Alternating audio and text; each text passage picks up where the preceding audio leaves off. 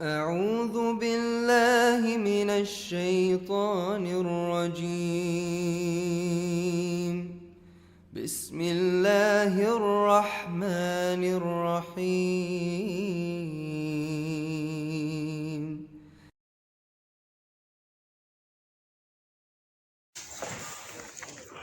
الحمد للہ رب العالمین والصلاة والسلام علی سید المرسلین اما بعد فاعوذ باللہ من الشیطان الرجیم بسم اللہ الرحمن الرحیم فاما من طغى وآثر الحیاۃ الدنیا فإن الجنۃ ہی المأوى فاما من طغى وآثر الحیاۃ الدنیا فإن الجحیم ہی المأوى واما من خاف مقام ربہ ونہى النفس عن الہوى فإن الجنۃ ہی المأوى۔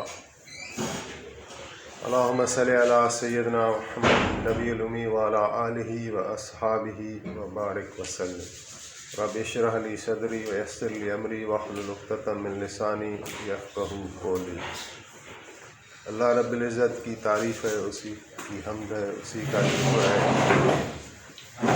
2-3 دنوں سے آپ کے ساتھ گفتگو ہو رہی ہے۔ 5 دن کا ہمارا ایک کورس ہوتا ہے، صبح کو سعادت نصیب ہوتی ہے، اللہ تعالیٰ کا اور اللہ کے حبیب کریم کا ذکر کرتے ہیں، اسی سے آغاز کرتے ہیں، اسی کا شکر کرتے ہیں، اسی کا حمد ہے جس نے ایک نعمتوں کا سلسلہ ہمارے اوپر نشاور کیا ہوا ہے۔ ہر آن، ہر گھڑی، ہر لمحہ اس کی نعمت ہیں، اس کی رحمت ہیں، جس کی وجہ سے ہم اپنے معمولات کر رہے ہیں۔ آنکھیں ہماری دیکھ رہی ہیں، آنکھیں بھی اس نے دی ہیں، آنکھوں میں روشنی بھی اس نے دی ہے۔ ہمارے ہاتھ آج کام کر رہے ہیں تو یہ ہاتھ بھی اس نے دیے، اور ہاتھوں میں جو حرکت ہے، جو برکت ہے، جو طاقت ہے، وہ بھی اسی نے دی ہوئی ہے۔ تو اسی طرح انسان اگر لمحہ لمحہ غور کرے تو ہمارا جو بھی اٹھنا بیٹھنا ہے وہ صرف اور صرف اسی کا لطف اور اسی کا کرم ہے، اسی کا احسان ہے۔ ہماری اپنی کوئی طاقت نہیں ہے، اپنی کوئی قوت نہیں ہے۔ جناب نبی کریم رؤوف رحیم صلی اللہ علیہ وآلہ وسلم پر درود و سلام اور صلوات کہ اللہ تعالیٰ نے ان کو خاتم النبیین بنایا اور آخری رسول بنایا، اور ہدایت کے خزانے اور سارے خزانے نبی علیہ السلام لے کر آئے۔ لہذا ابھی جو بھی حضور کریم رؤوف رحیم صلی اللہ علیہ وآلہ وسلم کے بتائے ہوئے طریقوں پر آئے گا، جو شریعت مطہرہ حضور لے کر آئے، جو وہ اپنائے گا وہ کامیاب ہے، اور جو اس راستے سے منہ موڑے گا وہ ناکام ہے۔ یہ تلاوت جو کر رہے ہیں مسلسل، اس میں بھی کل بھی عرض کیا تھا کہ یہ ایک ایسی آیات ہیں جس میں انسان خود بھی غور کر سکتا ہے کہ میرا راستہ کدھر ہے، اور جس راستے کا آدمی مسافر بنتا ہے منزل بھی آخر کار وہ آ ہی جاتی ہے۔ جس کا میں نے شہر کا ارادہ کیا اور وہ بھی ٹکٹ بھی وہی لیا، گاڑی بھی وہی پکڑی، راستہ بھی وہی طے کرتا چلا گیا، تو آخر کار وہ شہر آ ہی جائے گا۔ تو اس میں 2 راستے اللہ تعالیٰ نے بتایا کہ فاما من طغى، کہ یاد رکھیں کہ جس نے بھی کی سرکشی، طغا کا لفظ طغیان سے نکلا ہوا ہے۔ طغیان کہتے ہیں، عام طور پر ہم نے سنا ہے کہ بھئی دریا میں طغیان ہے، طغیانی ہے، یعنی وہ کیا ہے، وہ اپنی حدود کو چھوڑنا چاہتا ہے۔ اللہ تعالیٰ نے جو بھی نظام چلایا اس کے لیے حدود مقرر کی ہیں، اور کوئی چیز اللہ کی نافرمانی نہیں کرتی۔ زمین آسمان ہے، یہ سورج ہے، یہ چاند ہے، اللہ تعالیٰ نے ان کو جیسے جیسے کھڑا کیا ہے، جیسے جیسے چلایا ہے، وہ سارے اسی پہ چل رہے ہیں۔ یہ خالی انسان ہے کہ اس کو اللہ تعالیٰ نے ایک ڈھیل دی ہوئی ہے، آزمائش میں بھی ڈالا ہوا ہے۔ اگر یہ اس اختیار کو جو اللہ تعالیٰ نے اس کو دیا ہے اس کو یہ سپرد کرتا ہے، پھر واپس اللہ تعالیٰ کے احکام پر یہ زندگی گزارتا ہے، تو اس کے لیے کامیابی ہے۔ اور اللہ کے احکام کو ٹھکراتا ہے تو گویا یہ بے قدری ہے دین کے بھی، اور رسول کریم کی بھی، اور اللہ رب العزت کی بھی، کہ اس نے قدر نہیں کی۔ تو پھر اس کا نتیجہ اللہ تعالیٰ بتا رہے ہیں فَأَمَّا مَن طَغَى۔ اچھا، طغیان سے ایک بات یہ کہ جب یعنی وہ سرکشی کرتے ہیں، دریا اگر بہہ رہا ہے اپنی حدود میں تو کتنا فائدہ مند ہے، اس سے زمینیں سیراب ہو رہی ہیں، اس سے لوگ، انسان جانور اور کھیت کتنے لوگ نفع اٹھا رہے ہیں، اور جو مچھلی اس میں پکڑتے ہیں وغیرہ وغیرہ، تو ساروں کو فائدہ دے رہا ہے۔ دریا ایک یعنی سخاوت کی علامت بن گیا کہ یہ ایسا سخی ہے جیسے دریا، تو وہ نوازتا چلا جاتا ہے کہ وہ اپنی حدود میں ہے۔ ابھی اگر اس نے ابھی حدود توڑ دی تو وہی ابھی نقصان کا اور تباہی کا اور ہلاکت کا سبب بنتا ہے، گاؤں کے گاؤں بہہ جاتے ہیں، لوگ پریشان۔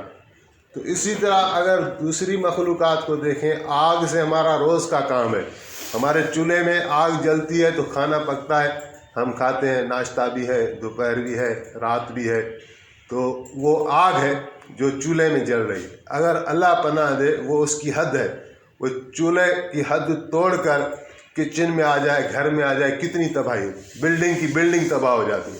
اللہ ہمیں پناہ میں رکھے۔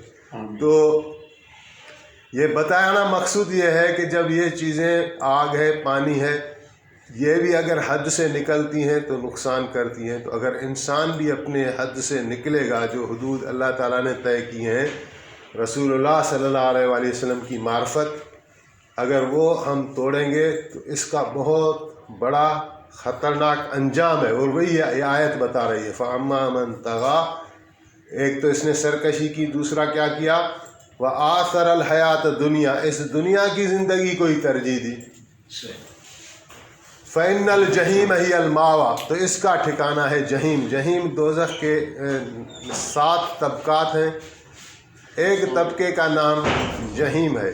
7 طبقات، سب سے جو نچلا ہے، سب سے جو خطرناک ہے، سب سے جو گہرا ہے، وہ ہے حاویہ، اور حاویہ کے اوپر دوسرا نمبر جہیم ہے، اور جہیم کے اوپر تیسرا نمبر سقر ہے، چوتھا نمبر سعیر ہے، 5واں نمبر لظا ہے، 6واں نمبر حطمہ ہے، اور 7واں نمبر جہنم ہے۔ اور جہنم وہ ان مسلمانوں کے لیے ہے جو گناہ کبیرہ کرتے کرتے مر گئے، توبہ نصیب نہیں ہوئی، وہ جہنم ہے۔ اور جہنم پر ایک وقت آئے گا کہ کیونکہ اس میں کلمے والے ہوں گے، جہنم پر ایک وقت آئے گا کہ وہ اپنی سزا پوری کر کے جنت میں چلے جائیں گے، اور جہنم پر ایک وقت ایسا آئے گا کہ جہنم خالی ہو جائے گی۔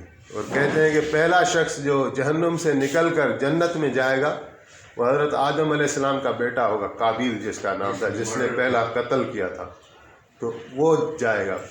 تو اللہ تعالیٰ ہمیں جہنم کی آگ سے بھی محفوظ برائے، ہم اس سے پناہ مانگتے ہیں۔ تو یہ ٹھکانہ اس کا جہنم ہے۔ وَأَمَّا مَنْ خَافَ مَقَامَ رَبِّهِ، اور جو ڈر گیا اللہ تعالیٰ کے سامنے کھڑا ہونے سے، وَنَهَى النَّفْسَ عَنِ الْهَوَىٰ، اور اپنے نفس کو خواہش سے روکتا رہا، فَإِنَّ الْجَنَّةَ هِيَ الْمَأْوَىٰ، اس کا بدلہ جنت ہے، اس کا ٹھکانہ جنت ہے۔ اس میں بہت بڑا اشارہ اللہ تعالیٰ نے دیا کہ جنت حاصل ہوگی آپ کو نفس کے خلاف جانے میں۔ اگر نفس کی تابع داری کرتے رہے تو پھر جنت کے راستے پر ہم نہیں ہیں۔ ہمیں تابع داری کرنی ہے رسول اللہ کی، ہمیں تابع داری کرنی ہے قرآن کریم کی، ہمیں تابع داری کرنی ہے شریعت مطہرہ جو حضور لے کر آئے۔ اور اگر نفس نے جس طرح چلایا اس طرح آدمی چلتا رہا تو یہ پھر جنت کا راستہ نہیں ہے، یہ نافرمانی والا راستہ ہے۔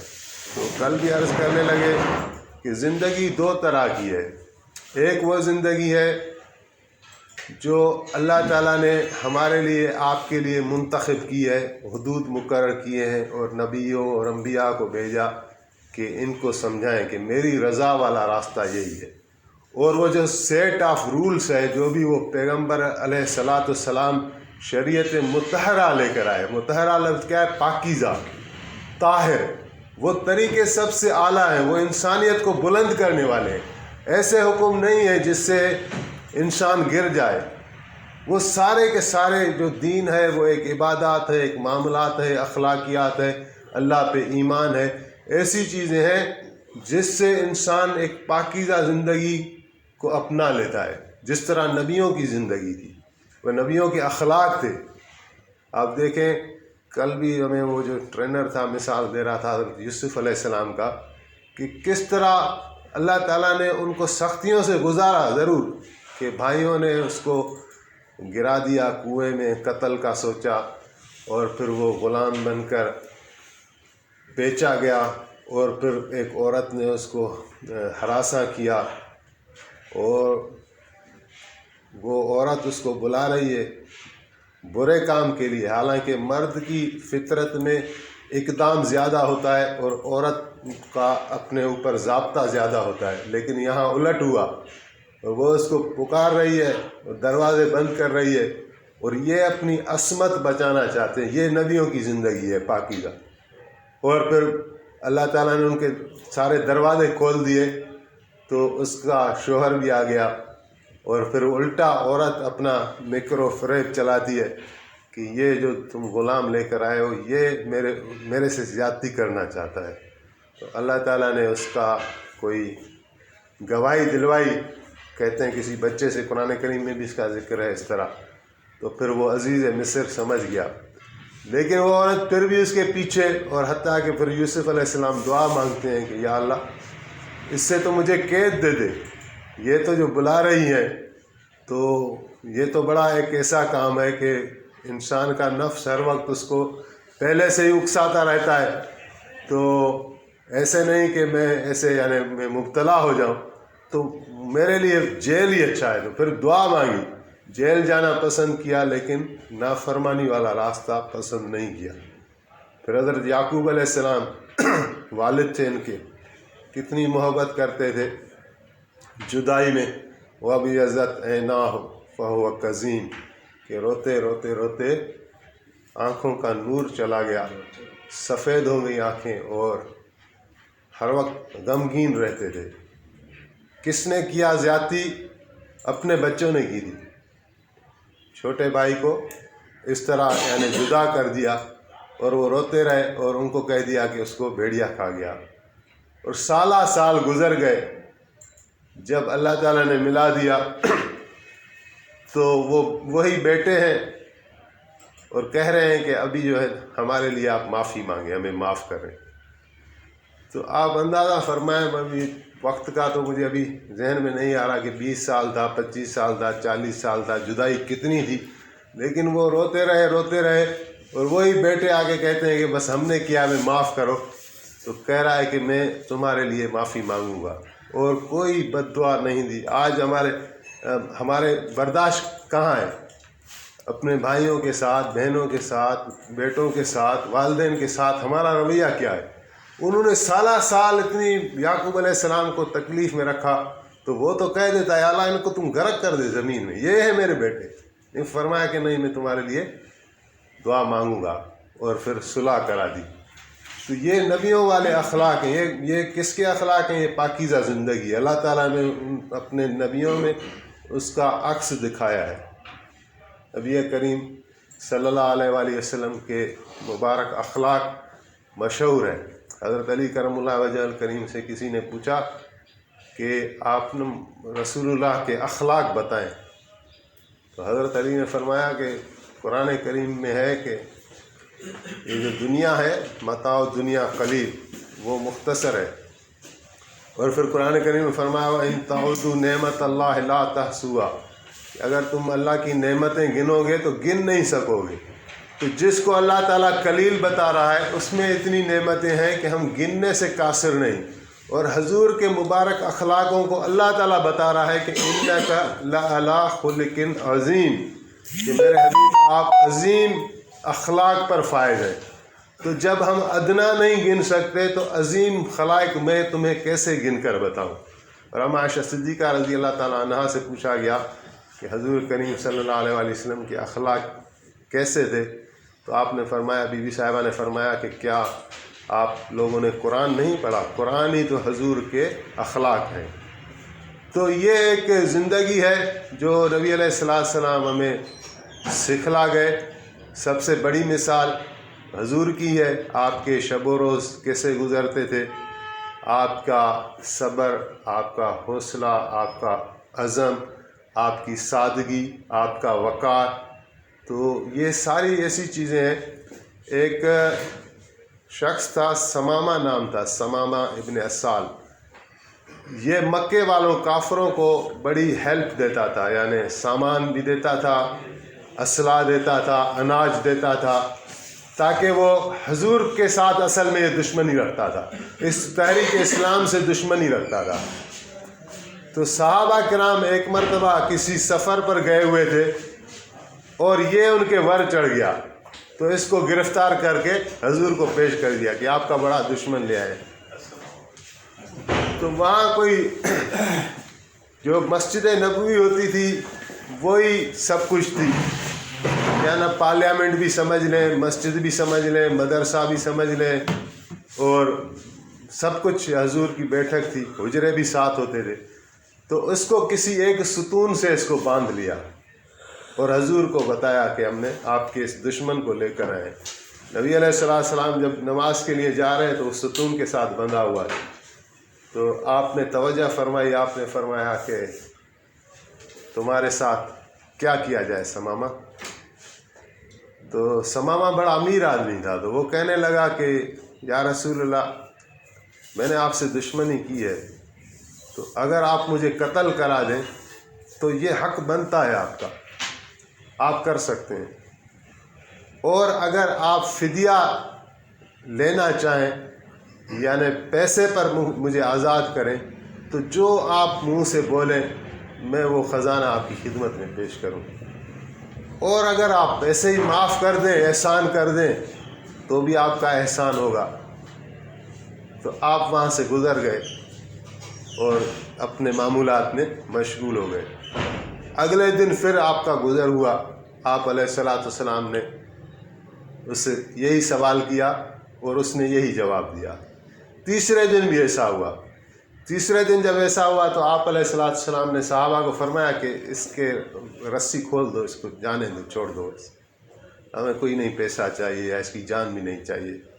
احسان کیا، اس کو چھوڑا تو وہ جو سالوں سے دشمنی پالے ہوئے تھا وہ گیا اور غسل کیا اور واپس آیا اور حضور علیہ السلام کی بیعت کی، اسلام میں داخل ہو گیا۔ 3 دن میں کیا دیکھا حضور کی زندگی؟ میں نے عرض کی کہ معجزہ تھا۔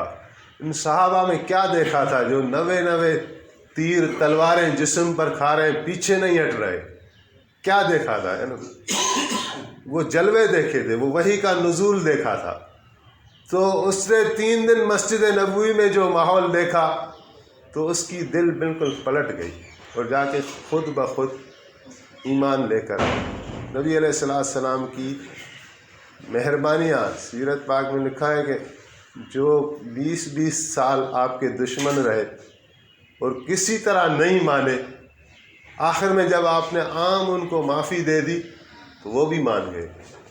صفوان بن امیہ ایک کافر تھا، کافروں کا سردار تھا، اس کا باپ جو ہے وہ بھی بڑا حضور کا دشمن تھا، امیہ بن خلف، جس کے لیے آپ علیہ السلام نے فرمایا تھا کہ پیشن گوئی کی تھی کہ امیہ کو میرے صحابہ قتل کریں گے، اور وہ بدر کی جنگ میں مارا گیا۔ جب بدر میں آپ نے قدم رکھا تھا تو آپ نے فرمایا کہ میں ان کافروں کی قتل کی جگہ اپنی آنکھوں سے دیکھ رہا ہوں کہ گویا ابو جہل ادھر مرا پڑا ہوگا اور امیہ ادھر مرا پڑا ہوگا اور یہ عتبہ اور شیبہ ادھر پڑے ہوں گے۔ تو اسی طرح آپ نے فرما دیا تھا، تو اس کے لیے بھی کہا تھا امیہ کو میرے صحابہ قتل کریں گے۔ تو اس کا بیٹا تھا صفوان بن امیہ۔ جب آپ نے مکہ فتح کیا تو یہ بھی باپ کی طرح ہی دشمنی رکھتا تھا حضور کے ساتھ۔ تو اس کو کسی ساتھی نے کہا کہ ابھی تو مکہ حضور نے فتح کر لیا اور جو بت تھے خانہ کعبہ میں وہ بھی سارے صاف ہو گیا اور ایک پوری طریقے سے اسلام کی حکومت چھا گئی۔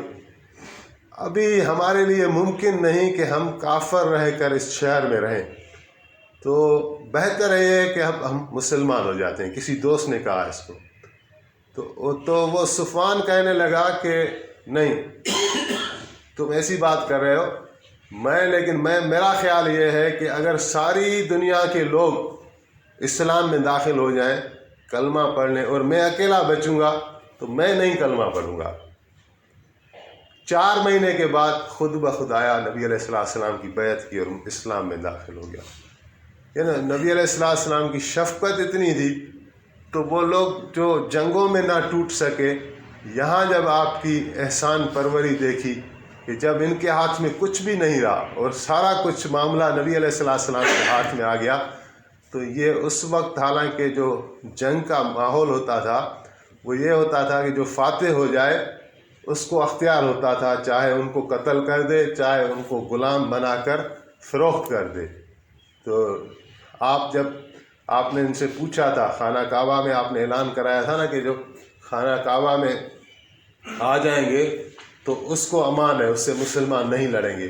تو قریش کفار سارے خانہ کعبہ کے پاس آ گئے یہ اعلان سن کر، اور پھر دیکھنے بھی آئے کہ ابھی کیا ہو رہا ہے۔ تو نبی علیہ السلام نے ان بتوں کو صاف کیا، اور باہر جب آئے تو ان کافروں پر توجہ ڈالی۔ یہ وہی لوگ تھے جو 13 سال تو مکی والی زندگی میں آپ کو ستاتے رہے، اور جو باقی 7 سال بچے تھے اس میں بھی آپ کے ساتھ جنگیں کرتے رہے، اور ہر طرح سے کوشش کی، آپ کو قتل کرنے کی، آپ کو قید کرنے کی سازشیں کی، اور آپ کے خاندان والوں کو بھی ایک طرح سے شہید کیا گیا۔ آپ کا ایک چچا زاد بھائی تھا عبیدہ بن حارث، 80 سال عمر، بدر میں شہید ہوئے۔ احد میں آپ کا چچا حضرت حمزہ وہ شہید ہوا، اس کو آپ نے سید الشہداء فرمایا۔ بہت محبت کرتے تھے، اور آپ کو اتنا رنج پہنچا تھا وہاں، آپ نے جا کر کہا تھا کہ ایسی دکھ والی جگہ پر میں پہلے کبھی نہیں کھڑا ہوا۔ تو پھر آپ کی بیٹی بی بی زینب، ان کو جو ہے تیر لگایا تھا جب وہ ہجرت کر رہی تھیں، تو بعد میں وہ زخمی ہوئی، اور بعد میں جا کے مدینے والی زندگی میں وہ بھی وفات کر گئی۔ تو ہر طرح سے آپ کے ساتھ دشمنی کی تھی، بلکہ احد میں تو آپ پر خود بھی اتنا پتھراؤ کیا اور ایک تلوار کا وار کیا، اور آپ جا کے ان لاشوں میں، ان میتوں میں گرے، اور پیچھے سے شیطان نے آواز لگا دی کہ قد قتل محمد صلی اللہ علیہ وآلہ وسلم، کہ محمد علیہ السلام قتل ہو گئے۔ اور آپ کی بھی یعنی ایسے آپ پر حملہ کیا کہ جس سے آدمی شہید ہو سکتا تھا، لیکن بس یہ اللہ تعالیٰ نے نبی علیہ السلام کو بڑی سختیوں سے، ابتلا سے گزارا، لیکن شہادت سے بچایا۔ اور علماء بزرگان دین کہتے ہیں کہ یہ اس لیے ہوا کہ آپ علیہ السلام رحمت للعالمین بن کے آئے، تو اللہ تعالیٰ نے انسانیت کو اس داغ سے بچا لیا کہ حضور کا ہی قتل کسی نہ کسی انسان کے ساتھ ہی ہوتا۔ آگے پہلے نبیوں کے بھی ہوئے ہیں، پیچھے حضور کی اولاد کو بھی ذبح کیا گیا، خلفاء کو بھی شہید کیا گیا، لیکن بس اللہ تعالیٰ نے یہ ایک داغ سے بچا لیا کہ حضور کی شہادت ان کے ہاتھوں نہ ہو۔ لیکن انہوں نے بھی زخم ایسے ہی پہنچائے تھے، تلواروں کے وار، پتھر، اور کہتے ہیں کہ تلوار کے وار سے بھی زبان کا وار زیادہ خطرناک ہوتا ہے، اثر چھوڑتا ہے۔ تو لیکن آپ ان ساری چیزوں کو پی گئے، اور آپ جب خانہ کعبہ سے باہر آئے تو یہی کفار، وہی چہرے جو 20 سال آپ کے دشمن بنے تھے، تو اب آپ فرمانے لگے کہ ماذا تظنون و ماذا تقولون، اے قریش کی جماعت، ابھی میرے بارے میں تمہارا کیا گمان ہے اور تم کیا کہتے ہو؟ تو ابھی وہ کہنے لگے کہ نظن خیرا و نقول خیرا، اخ کریم ابن اخ کریم، کہ ہم آپ کے لیے بہتر سے بہتر خیال کرتے ہیں اور بہتر سے بہتر بات کرتے ہیں۔ آپ مہربان بھائی ہیں اور مہربان بھائی کے بیٹے ہیں۔ ابھی ان کے ہاتھ خالی تھے، اوور پاور تھے، ابھی یہ زبان نرم استعمال کر رہے ہیں۔ تو نبی علیہ السلام نے فرمایا تم نے تو مجھے وہ جواب دیا جو یوسف علیہ السلام کے بھائیوں نے دیا تھا، تو میں بھی وہی جواب دیتا ہوں جو یوسف علیہ السلام نے اپنے بھائیوں کو دیا تھا کہ لا تثریب علیکم اليوم، کہ آج تمہارے اوپر کوئی ملامت نہیں، اللہ آپ کے گناہوں کو معاف کرے گا۔ پھر فرمایا فاذهبوا وانتم طلقاء، چلے جاؤ تم آزاد۔ یعنی وہ جو تصور تھا کہ جب اوور پاور کر لیا تو وہ قیدی بن جاتے تھے، آپ نے فرمایا تم آزاد ہو۔ تو پھر یہ مہربانیاں دیکھ کر وہ بھی مسلمان ہوئے۔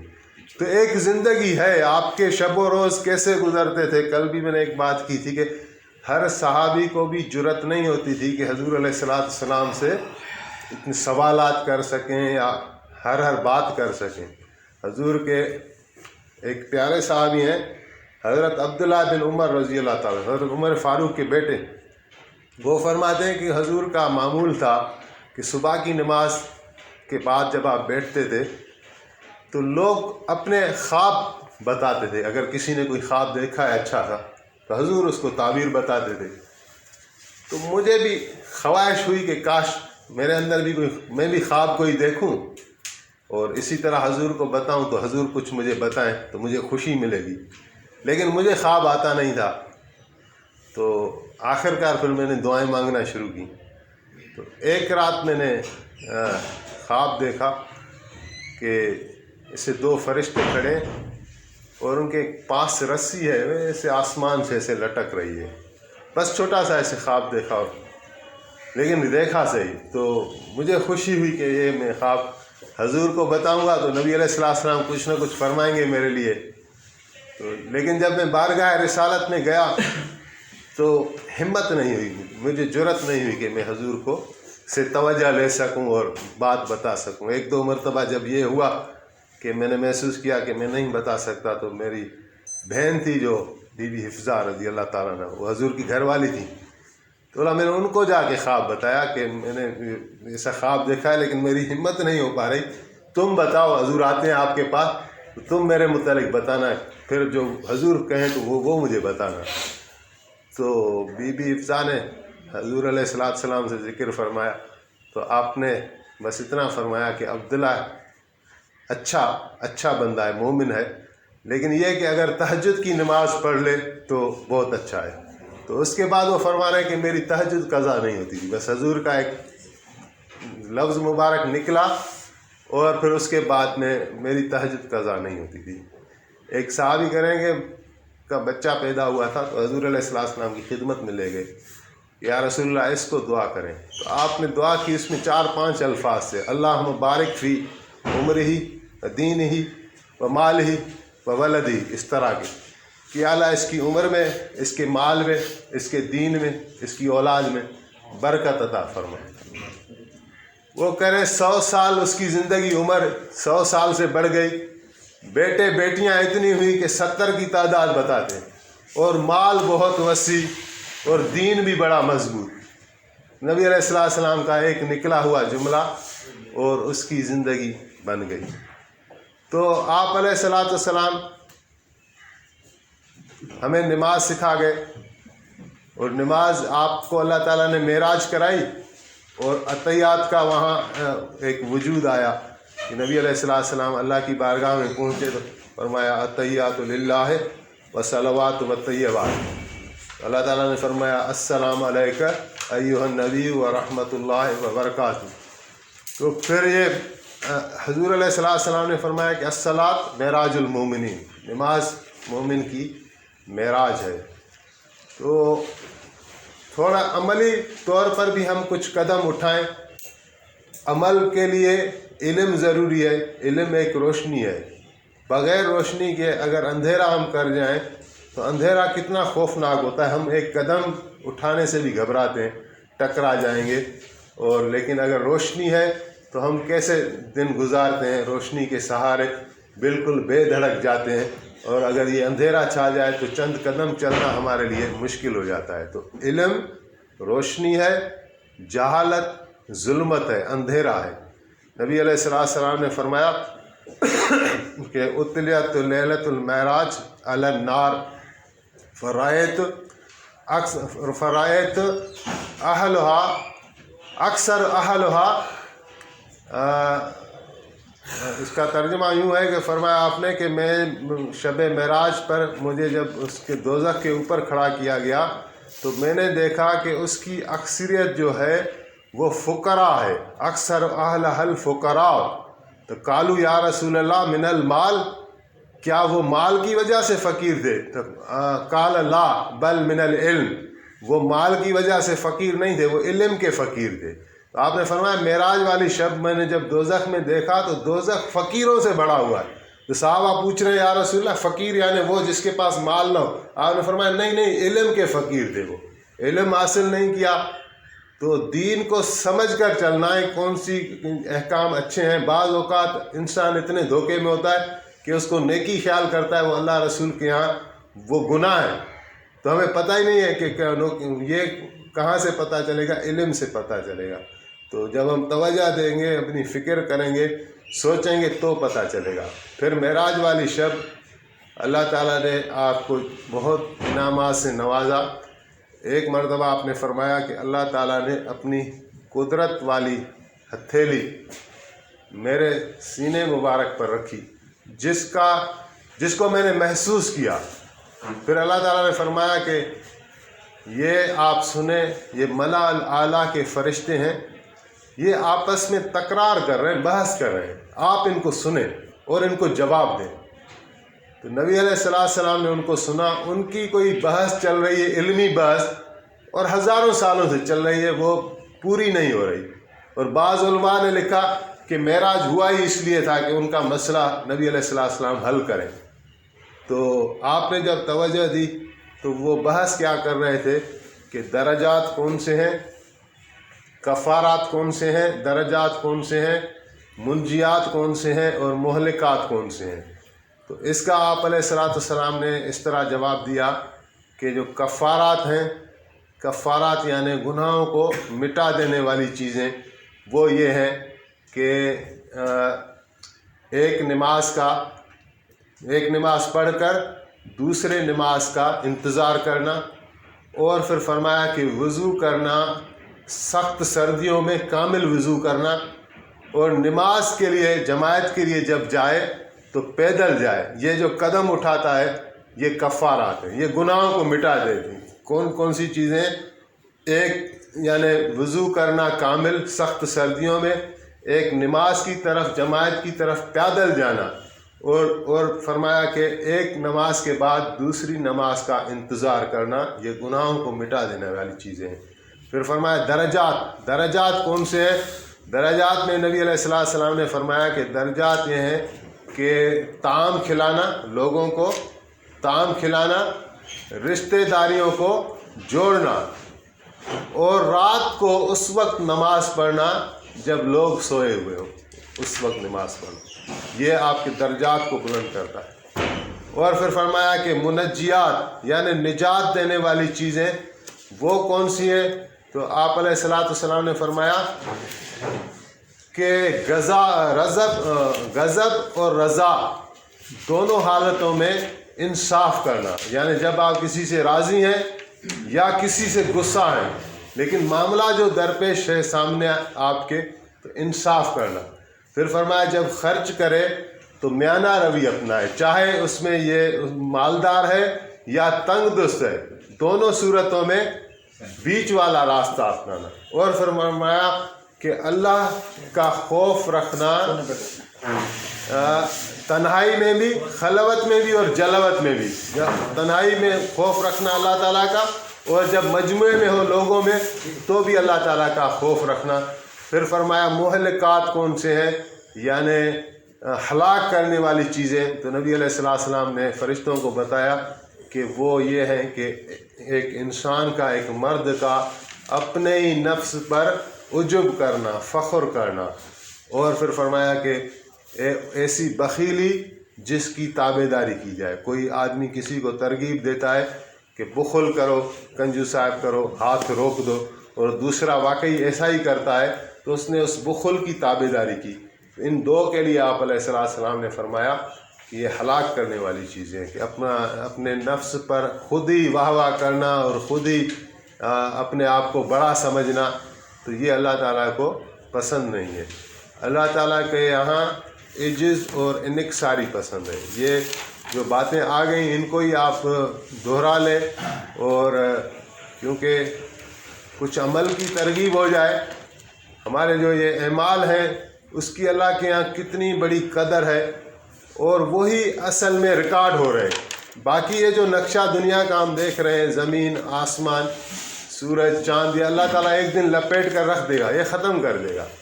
یہ سونا چاندی یہ سب کچھ یہاں کا مال ہے، یہاں رہ جائے گا، اس کو تو اللہ ختم کرے گا.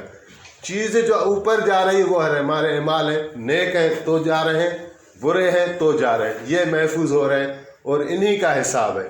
تو معلوم یہ ہوا کہ کائنات کے اندر سب سے قیمتی سرمایہ انسان ہے، اور انسان کے اعزاز سے جو نکلنے والے اعمال ہیں وہی سب سے قیمتی ہیں، جس کے لیے اللہ تعالیٰ نے یہ پورا نظام بنایا ہے اور فرشتوں کی یہ آمد و رفت ہے.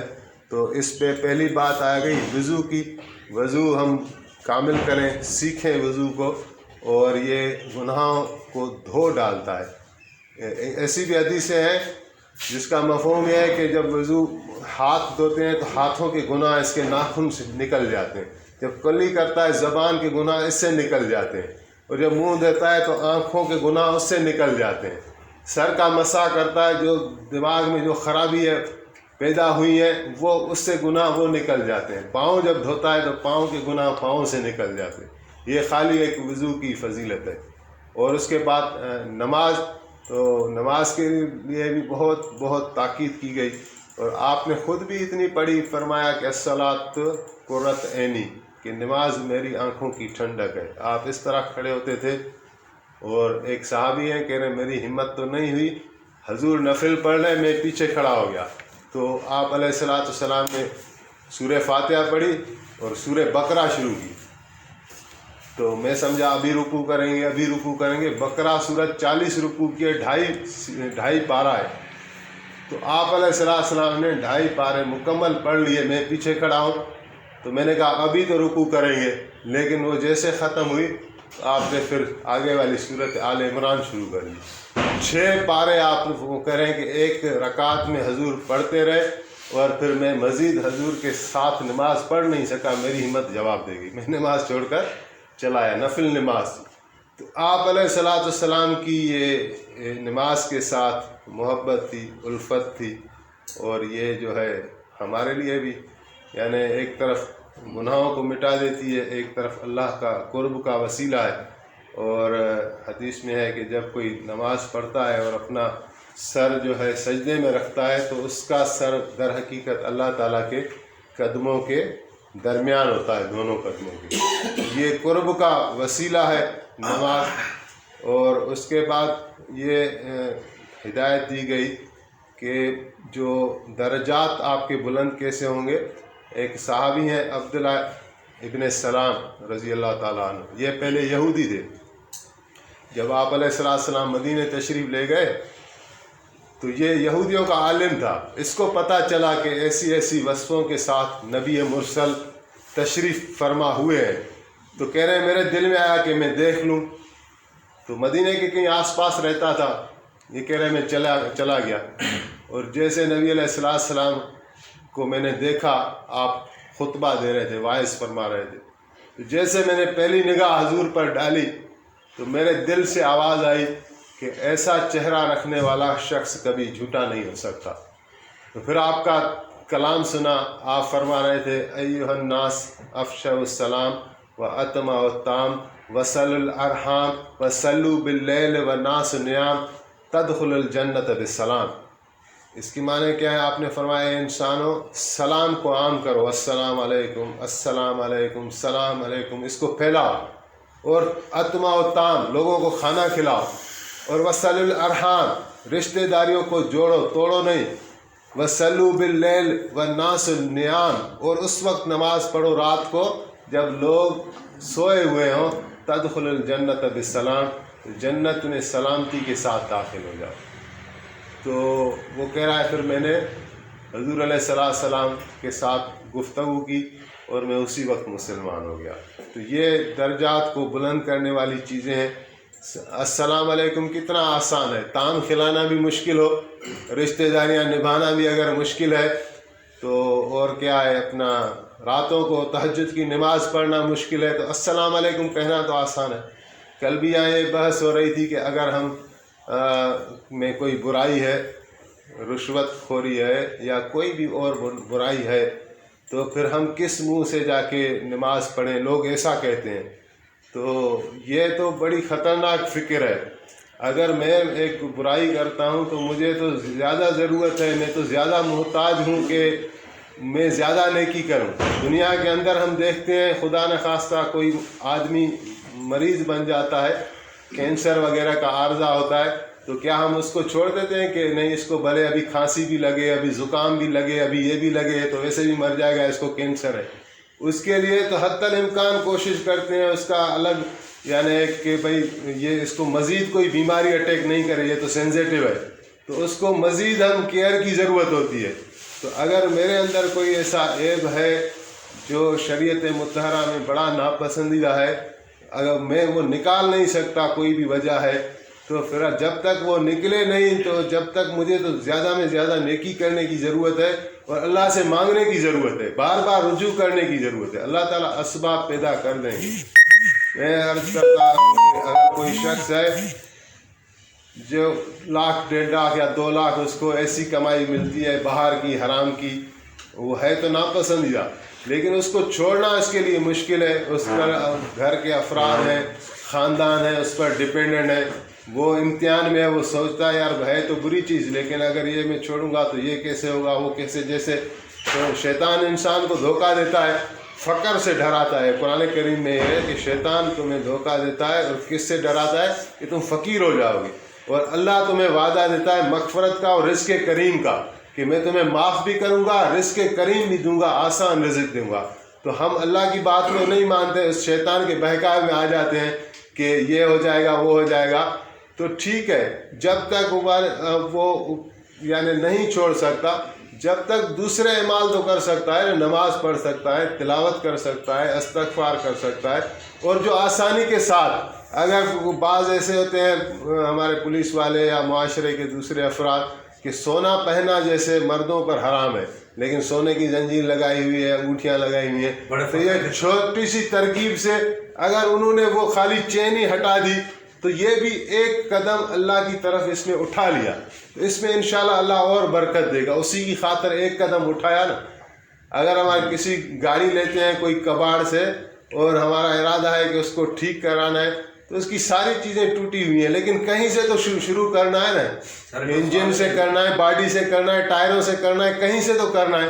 کرتے کرتے انشاءاللہ اس میں آئے گی. کوئی راستہ ہی چھوڑ دیا تو پھر اس کی ہلاکت میں کیا دشواری رہے گی. سر آپ نے فرمایا کہ حضور پاک صلی اللہ علیہ وسلم نے جو نماز نفل پڑھے تو اس میں سورت بقر پڑھی جس کے 40 رکوع ہیں، 2.5 سپارے، تو اس میں کافی گھنٹے